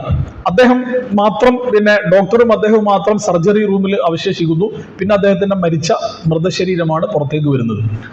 അങ്ങനെ ആ മയ്യത്ത് പിന്നെ കഫൻ ചെയ്യുന്നതുമായി ബന്ധപ്പെട്ടുകൊണ്ട് ഗവൺമെന്റിന്റെ ഓർഡർ എന്താണെന്ന് വെച്ചാൽ പ്രവർത്തകരാരും അതിൽ പങ്കെടുക്കാൻ പറ്റൂല, അദ്ദേഹത്തിന്റെ കുടുംബങ്ങൾ മാത്രം. അങ്ങനെ കുടുംബക്കാരെ മാത്രം പങ്കെടുപ്പിച്ചുകൊണ്ടാണ് ഷഹീദ് ഹസനുൽ ബന്നയുടെ ജനാസ നമസ്കാരവും അതേപോലെ തന്നെ മയ്യത്ത് കഫൻ ചെയ്യലും മറവടാക്കലും ഒക്കെ നടക്കുന്നത്. ഇങ്ങനെ ഒരു നാടകത്തിലൂടെ, വളരെ കൃത്യമായ ഒരു ആസൂത്രണത്തിലൂടെ, അട്ടിമറിയിലൂടെയാണ് ഷഹീദ് ഹസനുൽ ബന്നയുടെ മരണം അവർ ഉറപ്പാക്കുന്നത് എന്നുകൂടി നമുക്ക് കാണാൻ സാധിക്കും. അപ്പൊ ഇത്രമാത്രം വലിയ, ഇപ്പൊ 1928 ഇഖ്വാനുൽ മുസ്ലിമീൻ എന്ന് പറയുന്ന ഇസ്ലാമിക പ്രസ്ഥാനം രൂപീകരിച്ച് 48 ആവുമ്പോൾ 20 വർഷമാണ്. ആ 20 വർഷത്തിനകത്ത് ഭയങ്കര ജനകീയമായ, പറഞ്ഞാൽ ജനങ്ങൾക്കിടയിൽ വലിയ തോതിൽ സ്വാധീനം ചെലുത്തുന്ന ഒരു പ്രസ്ഥാനമായി ഇഖ്വാനിന് മാറാൻ സാധിച്ചു എന്നുള്ളതാണ് ഇവർക്ക് വലിയ അസ്വസ്ഥത ഉണ്ടാക്കാനുള്ള ഏറ്റവും പ്രധാനപ്പെട്ട കാരണം. ആ അസ്വസ്ഥത ഇഖ്വാനെ നിരോധിക്കുന്നതിലേക്ക് എത്തുന്നു. അതിന്റെ നേതൃത്വത്തിലുള്ള ഹസനുൽ ബന്നയെ വധിക്കുക എന്ന് പറയുന്ന തീരുമാനത്തിലേക്ക് അവർ എത്തുന്നു. ആ വധത്തിന്റെ പ്രധാനപ്പെട്ട ഒരു കാരണം എന്ന് പറയുന്നത്, നേരത്തെ പറഞ്ഞതുപോലെ അദ്ദേഹത്തെ വധിച്ചു കഴിഞ്ഞാൽ പിന്നെ ഇഖ്വാനിന്റെ മൂവ്മെന്റ് അതോടുകൂടി നിലച്ചു പോകും, പിന്നെ അതിനൊരിക്കലും മുന്നോട്ട് പോകാൻ സാധിക്കുകയില്ല എന്ന് പറയുന്ന ഒരു നിലപാടിലാണ് അവർ യഥാർത്ഥത്തിൽ എത്തിയിരുന്നത്. പക്ഷെ അത് ചരിത്രത്തോട് കൃത്യമായ അറിവില്ലായ്മ കൊണ്ടോ അല്ലെങ്കിൽ ഒരു മിഥ്യാധാരണയിൽ നിന്നുകൊണ്ടോ ആണ് നേതൃത്വത്തെ വധിച്ചുകൊണ്ട് ഒരു മൂവ്മെന്റിന്റെ പ്രവർത്തനങ്ങളെ ഇല്ലാതാക്കുക എന്ന് പറയുന്ന ശ്രമം ചരിത്രത്തിൽ നടത്തിയിട്ടുള്ളത് എന്ന് മനസ്സിലാക്കാതെ കൂടിയാണ് ഇഖ്വാന്റെ നേതാവിനെ അവർ വധിക്കാൻ വേണ്ടി തീരുമാനിക്കുന്നത്. പക്ഷേ ആ വധത്തോടുകൂടി ഇഖ്വാൻ ഇല്ലാതാകുന്നില്ലെന്ന് മാത്രമല്ല, ഇഖ്വാൻ പൂർവാധികം ശക്തിപ്പെട്ടുകൊണ്ട് ഈജിപ്തിൽ നിന്ന് ഈജിപ്ത് അല്ലാത്ത മറ്റുള്ള രാജ്യങ്ങളിലേക്ക് കൂടി പടർന്നു പന്തലിച്ച് ലോകത്തുള്ള മുസ്ലിം സമുദായത്തിൽ മഹാഭൂരിപക്ഷത്തെയും സ്വാധീനിക്കുന്ന ഒരു ഹറക്കത്തായിക്കൊണ്ട്, ഒരു മൂവ്മെന്റ് ആയിക്കൊണ്ട്, ഒരു ചിന്താധാരയായിക്കൊണ്ട് ഇഖ്വാന്റെ ആശയങ്ങൾ പ്രചരിക്കുന്നതാണ് പിന്നീട് നമുക്ക് കാണാൻ സാധിക്കുന്നത്. അപ്പോ നേതൃത്വങ്ങളെ വധിച്ചുകൊണ്ട് ഒരു പ്രസ്ഥാനത്തിന്റെ പ്രവർത്തനങ്ങളെ ഇല്ലാതാക്കുക എന്ന് പറയുന്നത് മിഥ്യാധാരണയാണ് എന്ന് മനസ്സിലാക്കാതെ നടത്തിയ ഈ ഷഹാദത്ത്, ഹസനുൽ ബന്നയുടെ ഷഹാദത്തോടുകൂടി ഇഖ്വാനുൽ മുസ്ലിമീൻ കൂടുതൽ ശക്തിപ്പെടുകയാണ് ചെയ്യുന്നത് എന്നുകൂടി നമുക്ക് ഈ സന്ദർഭത്തിൽ കാണാൻ സാധിക്കും. എന്തുകൊണ്ടാണ് അത് ഇങ്ങനെ ജനകീയമായി മാറാനുള്ള കാരണം? ഇഖ്വാനുൽ മുസ്ലിമീൻ എന്ന് പറയുന്ന ഇസ്ലാമിക പ്രസ്ഥാനം ചെറിയ ഒരു കാലം കൊണ്ട് എന്തുകൊണ്ടാണ് അത് ജനകീയമായത് എന്ന് ചോദിച്ചു കഴിഞ്ഞാൽ, അത് വളരെ കൃത്യമായി, വളരെ സിമ്പിളായ, ജനങ്ങൾക്ക് വളരെ അട്രാക്ട് ചെയ്യുന്ന, വളരെ സിമ്പിളായ ഒരു തലത്തിൽ നിന്നുകൊണ്ടാണ് അതിന്റെ പ്രവർത്തനങ്ങൾ എല്ലാ സന്ദർഭത്തിലും ഉണ്ടായത്. ഇഖ്വാനുൽ മുസ്ലിമീനെ പരിചയപ്പെടുത്തിക്കൊണ്ട് ഹസനുൽ ബന്ന പറയുന്നുണ്ട്, ഇന്ന ഫിക്രത്ത് ഇഖ്വാൻ അൽ മുസ്ലിമീന തദുമ്മു കുല്ലൽ മആനി അൽ ഇസ്ലാഹിയ ഫഹിയ ദഅവത്തുൻ സലഫിയ. ഇഖ്വാന്റെ പ്രവർത്തനങ്ങൾ എല്ലാ മേഖലകളെയും തൊട്ട് തലോടുന്ന, മനുഷ്യന്റെ ജീവിതവുമായി ബന്ധപ്പെട്ട് കിടക്കുന്ന എല്ലാ കാര്യങ്ങളെയും ഉൾക്കൊള്ളുന്ന ഒരു സംവിധാനമാണ്. അതുകൊണ്ട് ഫഹിയ ദഅവത്തുൻ സലഫിയ, അത് പൂർവ്വകാലത്ത് എന്താണോ പ്രബോധനം ചെയ്യപ്പെട്ടത് അത് പ്രബോധനം ചെയ്യപ്പെടുന്ന ഒരു പ്രസ്ഥാനമാണ്. വത്തരീഖത്തുൻ സുന്നിയ, അത് സുന്നിയായ എന്ന് പറഞ്ഞാൽ ഷിയഈസത്തെ അല്ല പ്രതിനിധീകരിക്കുന്നത്, സുന്നിസത്തെ തന്നെയാണ് അത് പ്രതിനിധീകരിക്കുന്നത്. കാരണം ഏറ്റവും കൂടുതൽ ഈജിപ്തിൽ ഏറ്റവും പ്രധാനപ്പെട്ട ജനത എന്ന് പറയുന്നത് അവിടെയുള്ള സുന്നികളാണ്. ആ സുന്നികളെ തന്നെയാണ് അത് പ്രതിനിധീകരിക്കുന്നത്. വഹഖീഖത്തുൻ സൂഫിയ, അതോടൊപ്പം തന്നെ അതൊരു എന്താ പറയുക, ആത്മീയ ധാരയിൽ ഒരു മനുഷ്യന്റെ ആത്മീയമായ എല്ലാ താല്പര്യങ്ങളെയും ഉൾക്കൊള്ളാൻ കഴിയുന്ന ഒരു മൂവ്മെന്റ് കൂടിയാണ്. വഹൈഅത്തുൻ സിയാസിയ, അതൊരു രാഷ്ട്രീയ ചട്ടക്കൂടിൽ പ്രവർത്തിക്കുന്ന, മനുഷ്യന്റെ ജീവിതത്തിന്റെ തന്നെ ഭാഗമായ രാഷ്ട്രീയ മേഖലകളിലും ഇടപെടുന്ന ഒരു പ്രസ്ഥാനമാണത്. ജമാഅത്തുൻ റിയാദിയ, അത് മനുഷ്യന്റെ ആരോഗ്യത്തെക്കുറിച്ച് നല്ല കാഴ്ചപ്പാടുള്ള, ആരോഗ്യ സംരക്ഷണത്തിന് വേണ്ടി ആവശ്യമായ കാര്യങ്ങൾ ഉൾക്കൊള്ളുന്ന കൂട്ടായ്മ കൂടിയാണത്. വറാബിത്തത്തുൻ ഇൽമിയ സഖാഫിയ, അത് ഒരേ സന്ദർഭത്തിൽ വൈജ്ഞാനികവും സാംസ്കാരികപരവുമായ പ്രവർത്തനങ്ങളിൽ ഏർപ്പെടുന്ന ഒരു കൂട്ടായ്മ കൂടിയാണ്. വശരിക്കത്തുൻ ഇഖ്തിസാദിയ, അതൊരു സാമ്പത്തികമായ ഒരു സംവിധാനം കൂടിയാണ്. എന്ന് പറഞ്ഞാൽ സാമ്പത്തിക ജീവിതവുമായി ബന്ധപ്പെട്ട വിഷയങ്ങളും അതിനകത്ത് ഉൾച്ചേരും. വഫിക്റത്തുൻ ഇജ്തിമാഇയ, ചിന്താപരമായി ജനങ്ങൾക്ക് അവരുടെ ചിന്തകൾ പങ്കുവെക്കാൻ പറ്റുന്ന ഒരു കൂട്ടായ്മ കൂടിയാണിത്. ഇങ്ങനെ എല്ലാ നിലക്കും എല്ലാ വിഭാഗത്തിൽപ്പെട്ട ആളുകളെയും ഒരേപോലെ ആകർഷിക്കാൻ കഴിയുന്ന ഒരു മൂവ്മെന്റ് എന്നൊരു പ്രത്യേകത ഇഖ്വാനിന് നമുക്ക് കാണാൻ സാധിക്കും. അപ്പൊ ജമാഅത്തെ ഇസ്ലാമി ഞാൻ ഇതിനെ താരതമ്യം ചെയ്യുന്ന പറയുന്നതെന്ന് വെച്ചാൽ ഒന്ന് ചെറുതും ഒന്ന് വലുതും, അല്ലെങ്കിൽ ഒന്ന് ശരിയും മറ്റൊരു തെറ്റും എന്ന് പറയാൻ വേണ്ടിയിട്ടല്ല, മറിച്ച് ചില താരതമ്യങ്ങൾ നമ്മൾ നടത്തുമ്പോൾ കുറച്ചുകൂടി കാര്യങ്ങൾ നമുക്ക് വ്യക്തത വരും.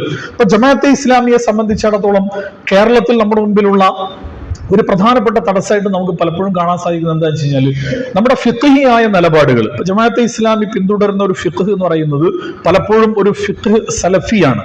സലഫികളായ ആളുകൾ പിന്തുടരുന്ന ഒരു ഫിഖ്ഹിനെയാണ് നമ്മൾ പലപ്പോഴും ഇവിടെ പിന്തുടരുക. അപ്പൊ അതുകൊണ്ട് തന്നെ കേരളത്തെ സംബന്ധിച്ചിടത്തോളം മുഖ്യധാരയിലുള്ള മുസ്ലിം സമുദായത്തെ പ്രതിനിധീകരിക്കുന്ന ഒരു ഫിഖ്ഹിനെയല്ല നമ്മൾ പിന്തുടരുന്നത്. ജമാഅത്തെ ഇസ്ലാമിയുടെ പള്ളിയിൽ ഒരാൾ നിസ്കരിക്കാൻ വന്നു കഴിഞ്ഞാൽ അവിടെ സുബൈക്ക് കുനൂത്ത് ഉണ്ടാവില്ല.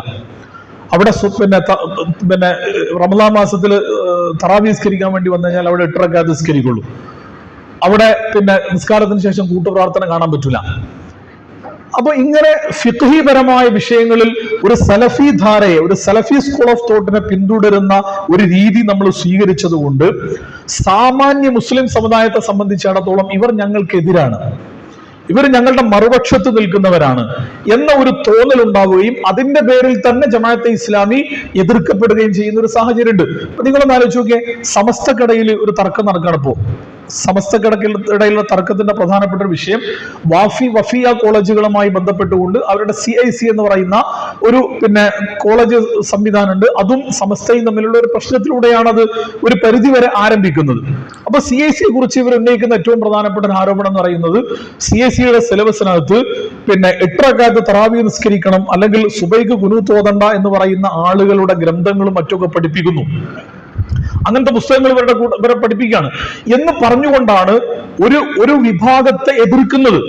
അപ്പൊ അത്രത്തോളം മുസ്ലിം സമുദായത്തിനകത്ത് പ്രശ്നവൽക്കരിക്കപ്പെടുന്ന ഒന്നാണ് ഫിഖ്ഹുമായി ബന്ധപ്പെട്ടുകൊണ്ടുള്ള വിഷയങ്ങൾ. സംഗതി നമ്മളെ സംബന്ധിച്ചിടത്തോളം ഫിഖ്ഹിന്റെ കൺസെപ്റ്റ് വളരെ കൃത്യമാണ്. എന്ന് പറഞ്ഞാൽ ഹനഫി അല്ലെങ്കിൽ ഷാഫി അല്ലെങ്കിൽ ഹംബലി അല്ലെങ്കിൽ മാലിക്കി ഇങ്ങനെ ഏതെങ്കിലും ഒരു മദ്ഹബിനെ നിർബന്ധമായി പിന്തുടരണം എന്നില്ല.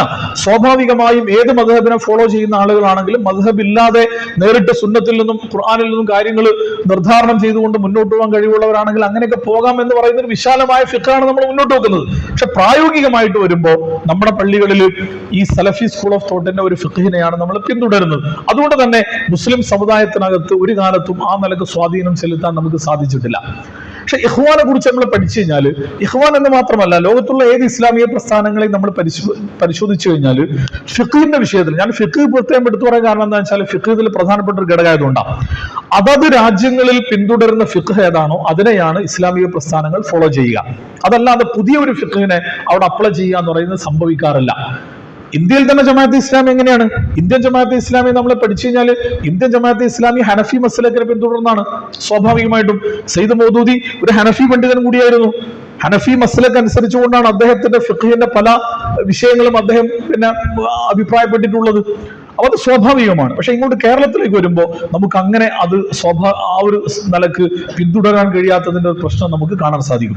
പക്ഷെ ഇഖ്വാൻ നമ്മൾ പഠിച്ചു കഴിഞ്ഞാൽ അവരുടെ ഏറ്റവും വലിയ പ്രത്യേകത ഒരു പിന്നെ ആത്മീയ ഭാവത്തോടുകൂടി ജീവിക്കുന്ന ഒരാൾക്കും ഇഖ്വാനിൽ ഇടമുണ്ട് എന്നുള്ളതാണ്. ഇപ്പൊ ജമാഅത്തെ ഇസ്ലാമിയിൽ നിന്ന് സെയ്ദ് അബുൽ ഹസൻ അലി നദ്വി പിരിഞ്ഞുപോയി. അബുൽ ഹസൻ അലി നദ്വി ജമാഅത്തെ ഇസ്ലാമിയുടെ 2ാമത്തെ ഷൂറയിൽ ഉണ്ടായിരുന്ന അംഗാണ്. അതേപോലെ തന്നെ ലഖ്നൌയിലെ അമീറായിരുന്നു അദ്ദേഹം. ജമാഅത്തെ ഇസ്ലാമിയുടെ ലഖ്നൗ അമീർ ആയിരുന്നു സെയ്ദ് അബുൽ ഹസൻ അലി നദ്വി. പക്ഷെ അദ്ദേഹം ജമാഅത്തിൽ നിന്ന് പിന്നെ പിരിഞ്ഞുപോയെന്ന് വളരെ പിന്നെ മൗദൂദ് സാഹിബിനോട് ചർച്ച ചെയ്തുകൊണ്ട് തന്നെ പിരിഞ്ഞു വന്നു. എന്താ സംഭവം എന്ന് വെച്ച് കഴിഞ്ഞാൽ അബുൽ ഹസൻ അലി നദ്വി കുറച്ചുകൂടി ആത്മീയ ഭാവമുള്ള ഒരാളാണ്. അപ്പൊ അദ്ദേഹത്തിന് ഇത് മുന്നോട്ട് പോകാൻ കഴിയുന്നില്ല. അപ്പൊ മൗദൂദ് സാഹിബിനെ ചർച്ച ചെയ്തപ്പോൾ നിങ്ങൾക്ക് തബ്ലീഗ് ജമാഅത്തിൽ പോകുന്നതാണ് നല്ലത് എന്ന് പറഞ്ഞാൽ അദ്ദേഹത്തെ പിരിച്ചേക്കാണ്. ജമാഅത്തെ ഇസ്ലാമിയിൽ അങ്ങനെ ചിന്തിക്കുന്ന ഒരാൾക്ക് ഇടമില്ല എന്ന് പറയുമ്പോൾ ഉണ്ടാവുന്ന ഒരു പ്രശ്നം ഉണ്ടല്ലോ. യഥാർത്ഥത്തിൽ അങ്ങനെ മുന്നോട്ട് പോകുന്ന ആൾക്ക് ഇടമുണ്ട്. പക്ഷെ ഇടമില്ല എന്നൊരു തോന്നൽ ഒരാൾക്ക് ഉണ്ടാകുന്ന ഒരു മനോഭാവം ഏതോ നിലക്ക് വർക്ക് ചെയ്യുന്നുണ്ട് എന്നുള്ളതാണ്.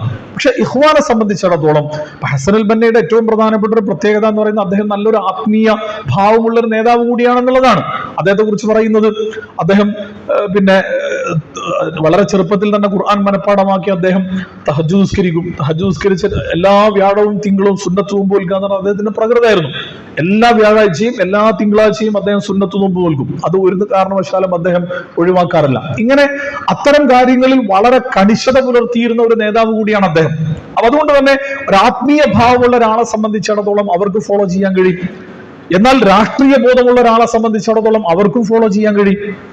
ഏത് വിഭാഗത്തിൽപ്പെട്ടവരാണെങ്കിലും അവർക്ക് ഫോളോ ചെയ്യാൻ പറ്റുന്ന ഒരു പ്രകൃതവും അതിനനുസരിച്ചു കൊണ്ടുള്ള ഒരു ചട്ടക്കൂടുമായിരുന്നു അദ്ദേഹം ഉണ്ടാക്കിയ ഇഖ്വാനുൽ മുസ്ലിമൂൻ എന്ന് പറയുന്ന ഇസ്ലാമിക പ്രസ്ഥാനത്തിൻ്റെത് എന്ന് നമുക്ക് കാണാൻ സാധിക്കും. അപ്പൊ അതുകൊണ്ട് ഈ പറയുന്ന ജീവിതത്തിന്റെ എല്ലാ വശങ്ങളെയും പൂർണ്ണമായി ഉൾക്കൊള്ളുന്ന ഒരു സംവിധാനമായതുകൊണ്ട് ആ അർത്ഥത്തിലാണ് അദ്ദേഹത്തിന്റെ പ്രസ്ഥാനം വളരെ ജനകീയമായത് എന്നുകൂടി നമുക്ക് കാണാൻ സാധിക്കും. അദ്ദേഹം ഇസ്ലാമിനെ മുന്നോട്ട് വെക്കുമ്പോൾ ഇസ്ലാമിന്റെ ഏറ്റവും പ്രധാനപ്പെട്ട 4-5 സവിശേഷതകൾ ഇഖ്വാനുൽ മുസ്ലിമൂന്റെ തന്നെ സവിശേഷതയായിട്ട് പറയുന്നത് കാണാൻ സാധിക്കും. അതിലൊന്നാമത്തെ സാധാരണ നമ്മൾ ഇസ്ലാമിനെ കുറിച്ച് പറയുന്ന കാര്യം തന്നെ, ഇസ്ലാം എന്ന് പറയുന്നത് വളരെ സമഗ്രം, ശുമൂലിയത്ത് എന്ന് പറയുന്ന ആശയം, ഇസ്ലാമിന്റെ ശുമൂലിയത്ത് എന്ന് പറയുന്ന ആശയത്തെ കൃത്യമായി അഡ്രസ് ചെയ്തുകൊണ്ട് ഇസ്ലാം എന്ന് പറയുന്നത് മനുഷ്യന്റെ ജീവിതത്തിന്റെ എല്ലാ വശങ്ങളെയും ഉൾക്കൊള്ളുന്ന അങ്ങനെയുള്ള സമഗ്രതക്ക് കോട്ടം സംഭവിച്ച ഒരു പശ്ചാത്തലത്തിൽ കൂടിയാണ് ഇസ്ലാമിന്റെ സമഗ്രതയെ വളരെ ശക്തമായി ഉയർത്തിപ്പിടിച്ചുകൊണ്ട് ഇഖ്വാന്റെ പ്രവർത്തനങ്ങൾ ആരംഭിക്കുന്നത്. രണ്ടാമത്തത് അൽ വാഖഇയ്യ എന്ന് പറയുന്ന ഇസ്ലാം എന്ന് പറയുന്നത് വളരെ പ്രായോഗികമായ ഒരു ആശയമാണ്. അപ്രായോഗികമായ ഒരു ഉട്ടോപ്യൻ ആശയത്തിന്റെ പേരല്ല ഇസ്ലാം, മറിച്ച് പ്രായോഗികമായി ജീവിതത്തിന്റെ ഏത് വശങ്ങളെയും ഉൾക്കൊള്ളാനും ഏത് വശങ്ങൾക്കും പരിഹാരം കാണാനും കൃത്യതയുള്ള വഴി കാണിച്ചു തരുന്ന ഒരു ജീവിത ദർശനമാണ് ഇസ്ലാം എന്ന് പറയുന്ന അതിന്റെ പ്രത്യേകത. നാലാമത്തത് അതിന്റെ തന്നെ മറ്റൊരു പ്രയോഗമാണ് അൽ അമലിയ എന്ന് പറയുന്നത്, പ്രായോഗികമാണെന്ന് പറയുന്നത്. അതോടൊപ്പം തന്നെ അത് ഇൽമിയായ മനുഷ്യന്റെ വൈജ്ഞാനികമായ ത്വരയെ തൃപ്തിപ്പെടുത്തുന്ന ഇഖ്റ ബിസ്മി റബ്ബിക്കല്ലദീ ഖലഖ്. മൗലാന ഹസനുൽ ബന്ന തന്നെ പറയുന്നുണ്ട് ഇസ്ലാം ആരംഭിക്കുന്നത് തന്നെ ഇഖ്റ ബിസ്മി റബ്ബിക്കല്ലദീ എന്ന് പറഞ്ഞുകൊണ്ടാണ്. അതുകൊണ്ട് ഓരോ വിശ്വാസിയെയും സംബന്ധിച്ചിടത്തോളം ഇൽമ് കരസ്ഥമാക്കൽ നിർബന്ധമാണ്. വൈജ്ഞാനികമായ ഒരാളുടെ ത്വര അത് പൂർത്തീകരിക്കപ്പെടുമ്പോഴാണ് ഇസ്ലാമികമായ ജീവിതം ഒരാൾക്ക് യഥാർത്ഥത്തിൽ നയിക്കാൻ കഴിയുക എന്ന് ഹസനുൽ ബന്ന അദ്ദേഹത്തിന്റെ അനുയായികളെ നിരന്തരമായി പഠിപ്പിക്കുമായിരുന്നു. അപ്പൊ വൈജ്ഞാനികമായി ഏറ്റവും ഉയർന്ന നിലവാരത്തിലേക്ക് മനുഷ്യനെ കൊണ്ടെത്തിക്കുക എന്ന് പറയുന്നത് അദ്ദേഹത്തിന്റെ പ്രവർത്തനങ്ങളുടെ ഭാഗമായിട്ട് അദ്ദേഹം മുന്നോട്ട് വെച്ച ഇസ്ലാമിന്റെ തന്നെ ഉള്ളടക്കത്തിൽ ഉൾപ്പെടുത്തിയ ആശയമായിരുന്നു. അതിനൊക്കെ ഉൾക്കൊണ്ടുകൊണ്ട് റബ്ബാനിയ എന്ന് പറയുന്ന ഇസ്ലാം എന്ന് പറയുന്നത് മനുഷ്യനിർമ്മിതമായ ഒന്നല്ല, മറിച്ച് അത് ദൈവികമാണ്. അള്ളാഹു ഉണ്ടാക്കിയ മനുഷ്യ സമൂഹത്തിന്റെ ജീവിതത്തിന്റെ ജയപരാജയത്തെ കുറിച്ച് കൃത്യമായി അറിയുന്ന സൃഷ്ടാവാണ് ഇസ്ലാം എന്ന് പറയുന്ന ഈ ജീവിതം അള്ളാഹു മനുഷ്യർക്ക് നൽകിയിട്ടുള്ളത്. അതുകൊണ്ട് അള്ളാഹു നൽകിയ ഈ ജീവിത ദർശനത്തിലൂടെ മാത്രമേ മനുഷ്യന് വിജയിക്കാൻ കഴിയൂ എന്ന് പറയുന്ന ആശയം കൂടി അദ്ദേഹം മുന്നോട്ട് വെച്ചിരുന്നു എന്ന് നമുക്ക് കാണാൻ സാധിക്കും.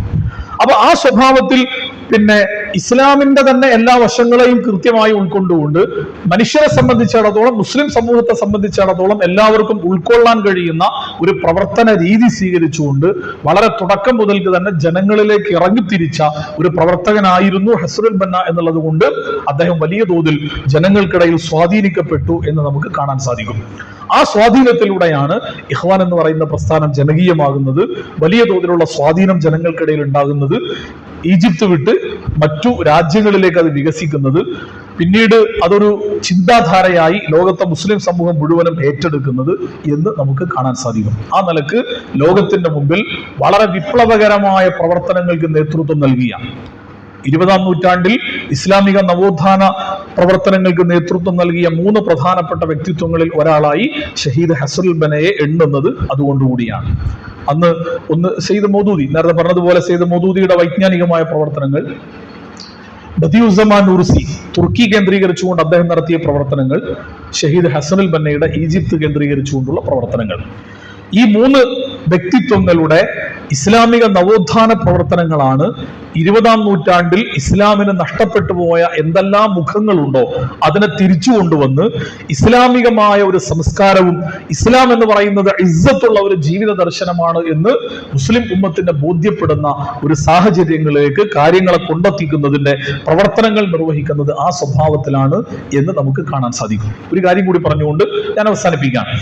ഇഖ്വാൻ മുസ്ലിമീൻ എന്ന് പറയുന്ന പ്രസ്ഥാനം ഞാൻ നേരത്തെ പറഞ്ഞതുപോലെ വളരെ സ്വാഭാവികമായി ഉണ്ടാകുന്ന ഒരു മൂവ്മെന്റാണ്. അതുകൊണ്ട് തന്നെ വളരെ കൃത്യമായി എണ്ണപ്പെട്ട ഇന്നതാണെന്ന് പറഞ്ഞ് നമുക്ക് ചൂണ്ടിക്കാണിക്കാൻ ഇല്ലെങ്കിലും വളരെ കൃത്യതയുള്ള പ്രവർത്തനങ്ങൾ അവർ കാഴ്ചവെച്ചിട്ടുണ്ട്.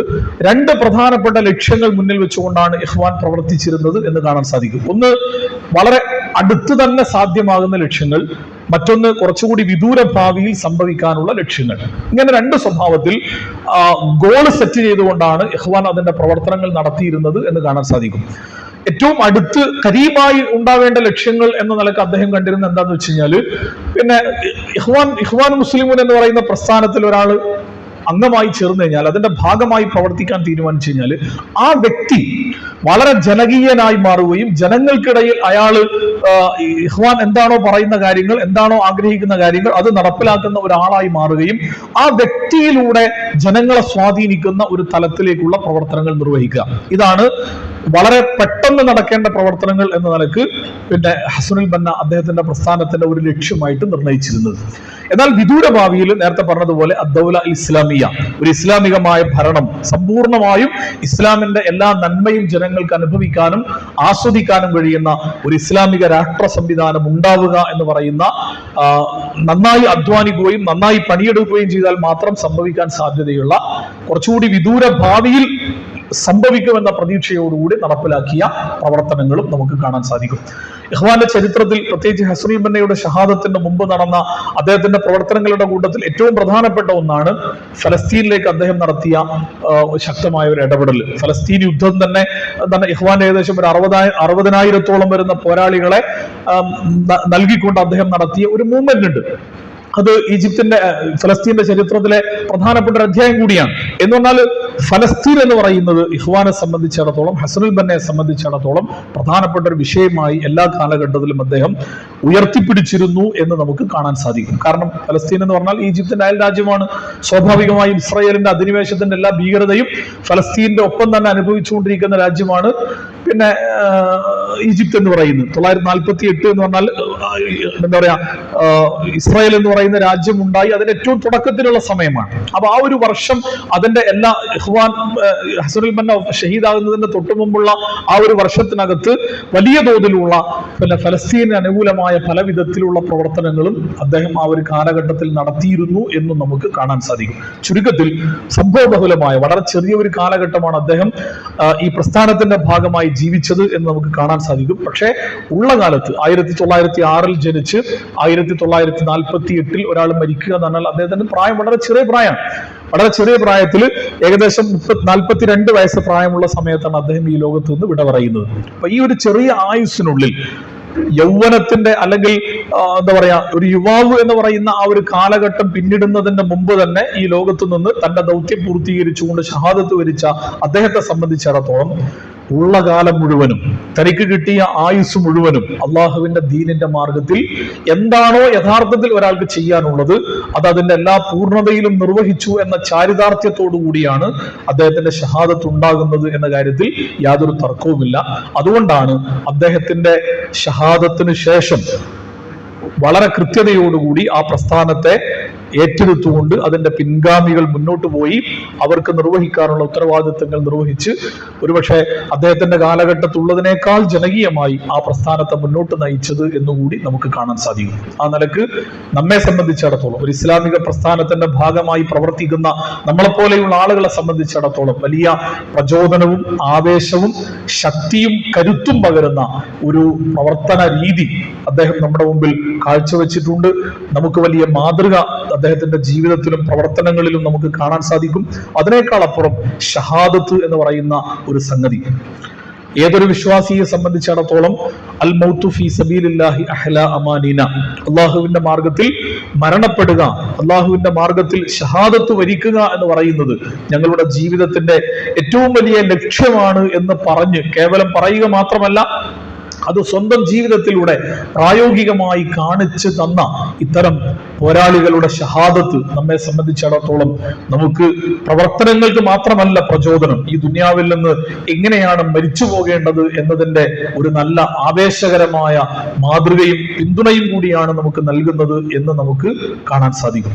ഷഹാദത്ത് ഏതൊരു വിശ്വാസിയെ സംബന്ധിച്ചിടത്തോളം വലിയ പ്രതീക്ഷയാണ്.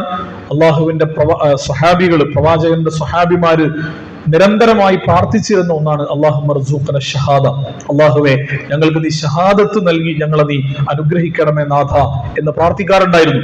ഖാലിദ് ബിൻ വലീദ് റളിയല്ലാഹു അൻഹു വലിയ യുദ്ധതന്ത്രജ്ഞനാണ്.